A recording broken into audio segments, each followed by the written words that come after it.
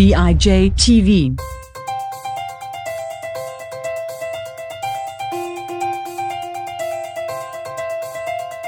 Welcome to the BIJ TV podcast. I'm C Bryan Jones, and today we're visiting Koredo Muramachi in Nihonbashi to learn about the Nihonbashi Sakura Festival, brought to you by Mitsui Fudo-san.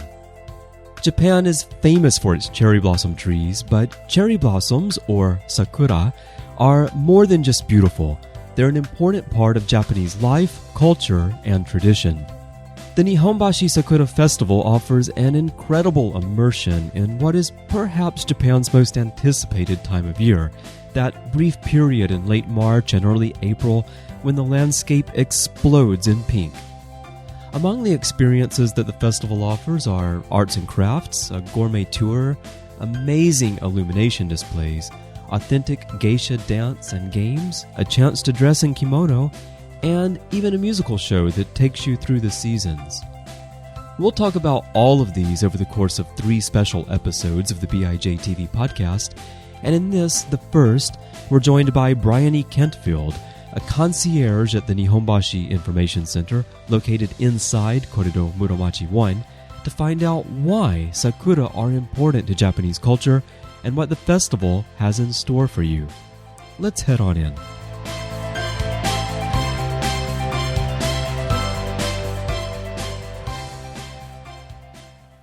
We're here at the Nihonbashi Information Center in Koredo Muramachi 1, and I'm joined by Bryony Kentfield. Bryony, welcome.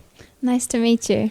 It's great to have you here today to talk about cherry blossom season, sakura, the Nihonbashi Sakura Festival. There's so much that's going to be going on, and it's a big celebration of a great Japanese tradition. Since this is the first time we're talking about the Sakura Festival here on the podcast, I thought it would be a good idea to start out with what sakura are and why it's important to Japanese tradition and culture. So tell me a little bit about that. So sakura, it's a type of cherry tree, and the blossoms only bloom for approximately a 2 to 3 week period. So it's very important in Japanese culture. You've got the ideas of Buddhist mortality, life blooming, and then learning to let go. And it's also the time when the schools change. So the sakura fall and you've got new beginnings and saying farewell. So it's quite an emotional time and a time to just experience the joy of living while you've got the chance in this short life. Exactly, because it's very short. Yes. And the cherry blossom season is so short. Yeah. It does make for a beautiful transition for school children, though. Absolutely.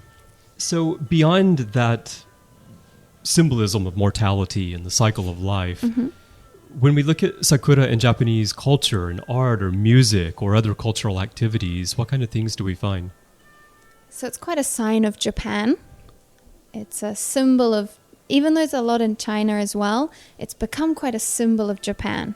So you find it on kimono patterns, you find it on Japanese sweets, you find famous songs, Sakura Sakura as well. It's quite a symbol now as well, just of being in Japan, being in the country. It's even on the money, right? It's on the 100 yen coin. Yes, it's on the 100 yen coin as well. So we're holding sakura in our hand every day. Yes, a reminder. So at the festival here, Nihonbashi Sakura Festival, there are going to be many activities that celebrate sakura, that help visitors have the experience of the cherry blossom season.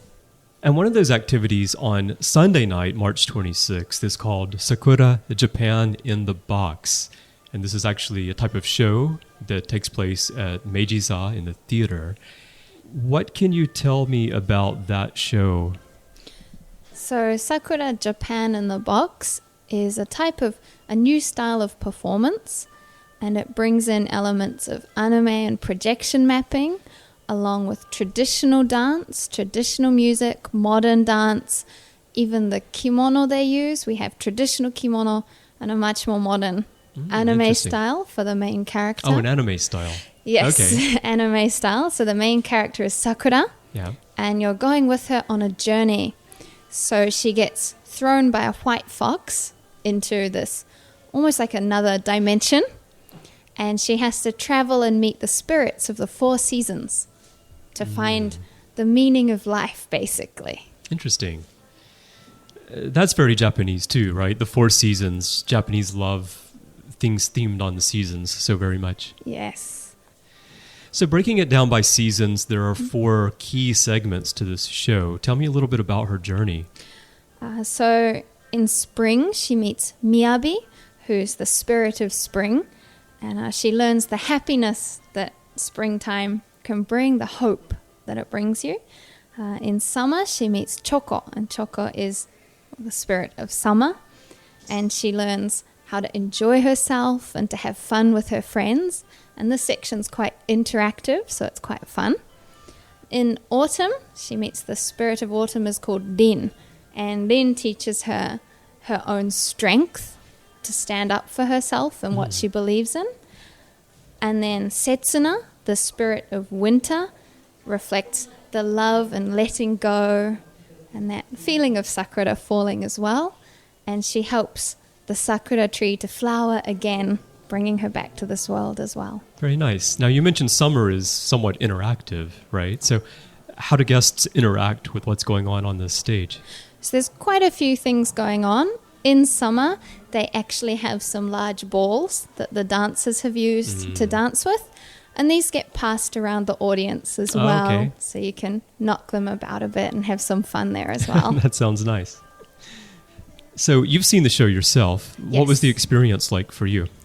I really enjoyed it. I found even if you don't know too much about Japanese culture, you can enjoy it just as a show. And if you do know about Japanese culture, there are a lot of nods to historical dances or, for example, the kitsune, the Japanese fox, is a mystical creature. So if you know about that, of course, it becomes a little bit more interesting.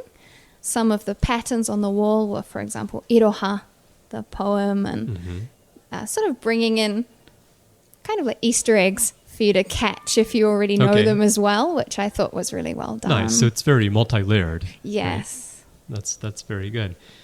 So what do you hope visitors take away after they see Sakura Japan in the Box, especially if it's part of their visit to Japan and they're learning a bit about the culture and what they can take back with them?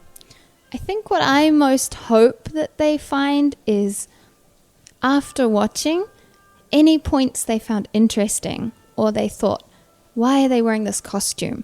I sort of hope it'll foster an interest in Japan, and they'll go home and they'll look it up online and maybe become more interested in kabuki or a certain type of Japanese taiko drumming, or it sort of gives you a little bit of everything. And I hope that people develop on that in their own time and come to know more about Japanese traditional culture. Great. And maybe they'll begin to love foxes, right? Yes, I do. So I hope that as well. Well, let's talk about another activity that's taking place. This is earlier in the day, and people listening, I'm sure they know the term geisha. They've heard about geisha in Japan. Many people might not really know exactly what a geisha is, however. So what is geisha? So geisha are basically traditional entertainers. They used to entertain customers in a tatami room, in a ryote, or a type of traditional restaurant. And they're very, very highly skilled. They train for years in music, dancing, the arts. So it's very cultured. And it also became almost like a point of status. If you had a very important business client, you could take them to a ryote and it showed how much hospitality you were showing them. Everyone knew that culture. Now, the dances, that's going to be one of the activities at the Nihonbashi Sakura Festival, geisha dance. There are a number of different dances. Is there a purpose behind the different kinds of dances in terms of the cultural traditions, or is there something unique about different areas of Japan, for example? So each different area has their own geisha hanamachi or karyukai, geisha districts. So for example, we have 6 geisha districts here in Tokyo, and each geisha district will also have their own particular dances. You can't usually find so much a list of exactly what you'll see and pick where you want to go see it. It depends on the day, on the evening. It's not something customers are usually told. in advance. So rather than being so much meaning behind it, they're often very seasonal. So again, they'll change throughout the year a lot. So coming back to seasons. Coming back to seasons again. Just like Japan in the box. Yes. During this activity in the festival here, will attendees only be able to watch the geisha dances, or will they actually learn any of the dance moves themselves? So for the dancers, it's just watching. Geisha dances take a long time to perfect. Yeah, well, certainly no one's going to become an expert just from coming to the festival. No, unfortunately not. But they will be able to participate in some of the games that also happen throughout this experience. Good. Well, let's talk about those games a little bit. As opposed to the dances, do the games play any different role in tradition, or is it all part of that entertaining guests that you talked about a moment ago? So a lot of it's about entertaining guests. Geisha, it was traditionally quite a drinking culture. Okay. So you'd play a game. If you lose the game, you'd have a shot of sake. And obviously, as the evening wore on, everyone got a lot merrier Right. and enjoyed the evening a lot more throughout. Okay. So what are the most popular geisha games? The geisha we have here, we play 3 games. So we have tora tora, which is kind of like a version of paper, scissors, rock, Okay. but making gestures. You're either a tiger, a samurai, or an old woman. Okay. We have to senkyo, which is a game where you throw fans at a target. And depending how the fan lands, there's different points, but we've made it a lot simpler. You just have to hit the target. Okay. Now, when you say fans, you're talking about a Japanese fan, which you can close and you open up? Yes, sorry, the folding fan, Right. not the round uchiwa fan. The Right, folding fans are open, and you have to sort of try and make them glide on the air a little bit. Okay, so you're throwing it while it's open. Yes, so not just throwing it You're like not a throwing ball. the closed one like it's a No. blade or something. No, it takes Okay. more skill than you expect when you Okay. first look at it. And there's one more game called Compita Fune. And this one's probably the most confusing. I think we don't commonly play it quite so much overseas. But you have a cup on the table, and in time with the music, so there are geisha playing live music in the background, you have to touch the top of the cup with an open hand or choose to pick it up. And if you pick it up, the other person has to touch the table with a closed fist. And then the first person to make a mistake loses and has a shot of sake. Okay. So that one's probably the hardest for everyone to understand. It's quite quick, and we Yes. don't have quite a same drinking game culture overseas, I think. Right. Now, you mentioned the geisha is playing. They're playing the shamisen, right? Yes. Japanese instrument, which many people probably recognize the sound of, but might not be able to picture. What is a shamisen exactly? So it looks a little bit like a banjo. It's Okay. got quite a long neck and a small rounder body, and it's a 3-stringed instrument that they pluck at. It's a little bit like, if you know the koto, but that one's on the ground and longer. Yeah. And this one you sit holding. Okay. And so we'll have someone playing the shamisen. Sometimes there'll be a geisha on drums as well. Sometimes no drums. And there'll be a geisha singing the traditional songs as well. Oh, it sounds very festive. Very enjoyable. I've been myself, and it was a real experience. So apart from that, we also have the kimono activity Yes. that people can take part in. It's quite an experience to be dressed in kimono. Of course, there's also male kimono, Yes. and I have been dressed in that before, and it's quite a process to get in and out of, but it's very interesting. In terms of kimono and sakura season, or hanami, which is going and looking at the cherry blossoms, is kimono something that's traditionally worn? For hanami, it's not quite so common to wear kimono, especially nowadays.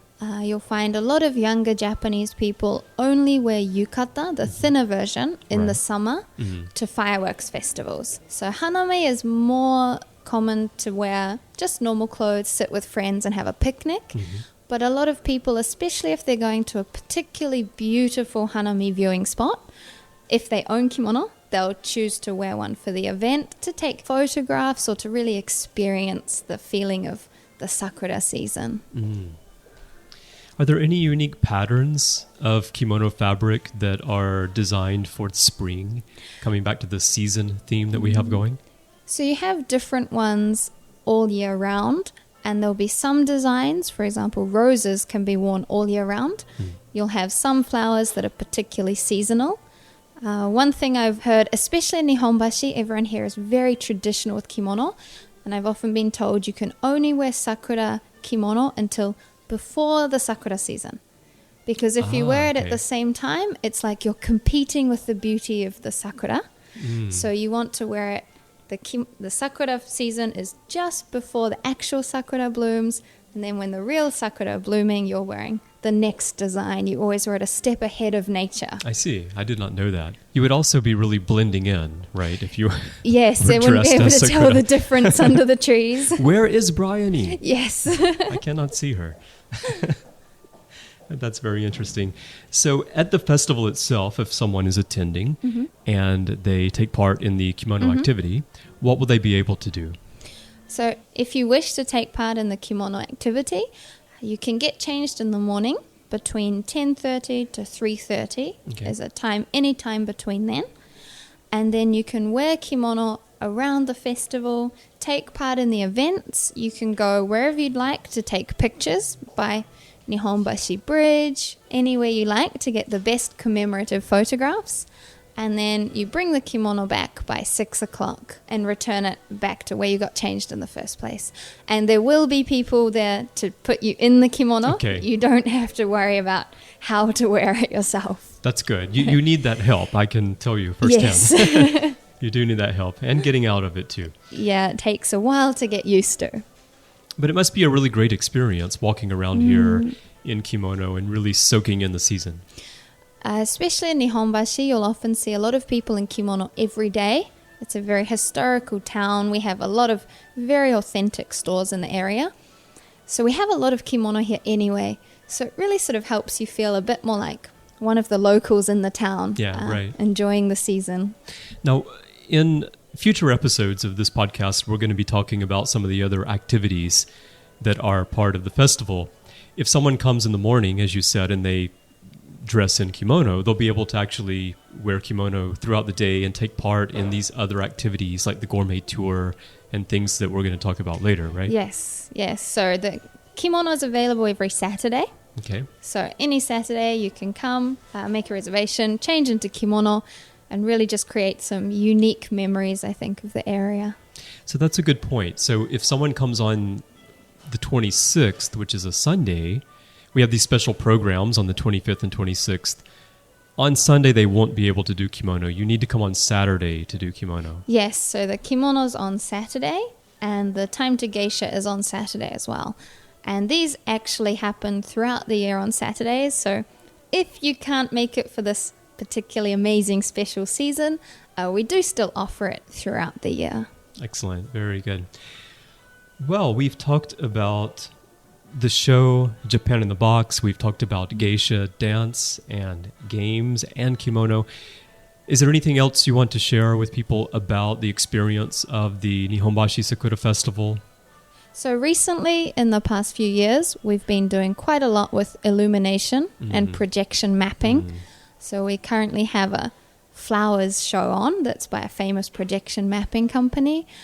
And we have a lot going on in Nakadori, the street between Koredo 1 and 2. And we always have illumination, and we usually have sakura lanterns there as well. So the lanterns usually change design throughout the year. So especially in Sakura, it feels like the whole town is sort of painted pink. Wow. And it's a particularly nice feeling, especially if you like light shows like I do. I absolutely love evening illumination. That sounds really beautiful. So Sakura lanterns, the lanterns are just pink, or are they unique in shape? So it changes each year. Between Koredo 1 and 2, we always have lanterns lining the street. So that street was designed to feel like Nihonbashi in the Edo period. And throughout the year, during the seasons, we change just the outside of the lantern. So we'll have usually sakura during the sakura season. In summer, we'll have goldfish. It changes throughout the year. It sounds really beautiful.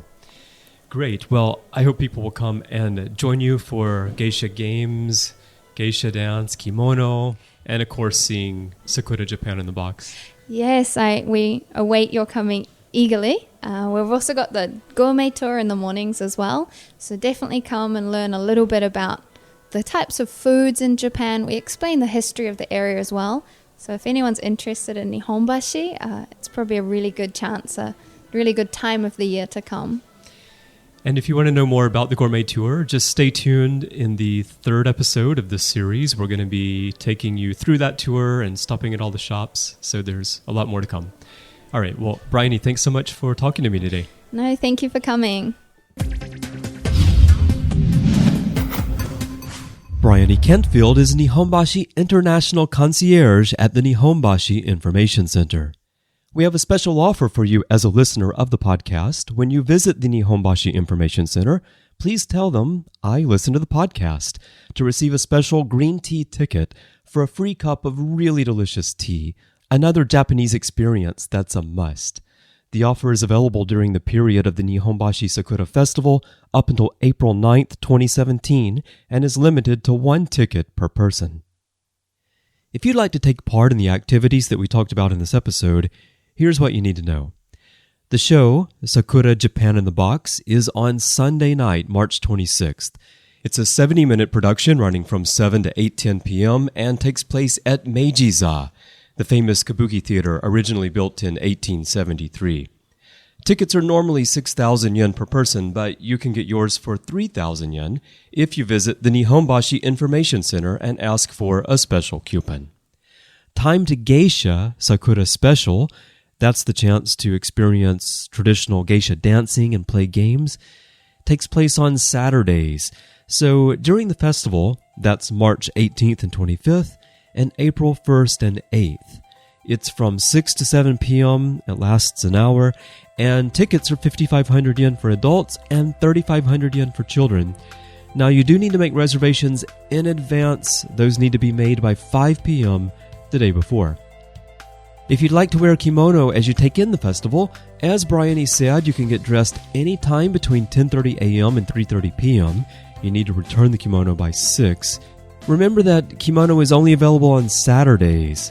So that's March 18th and 25th and April 1st and 8th during the festival. If you're coming on Sunday the 26th, you won't be able to do kimono. So again, if you want to do this, come on the 25th or one of the other Saturdays during the festival.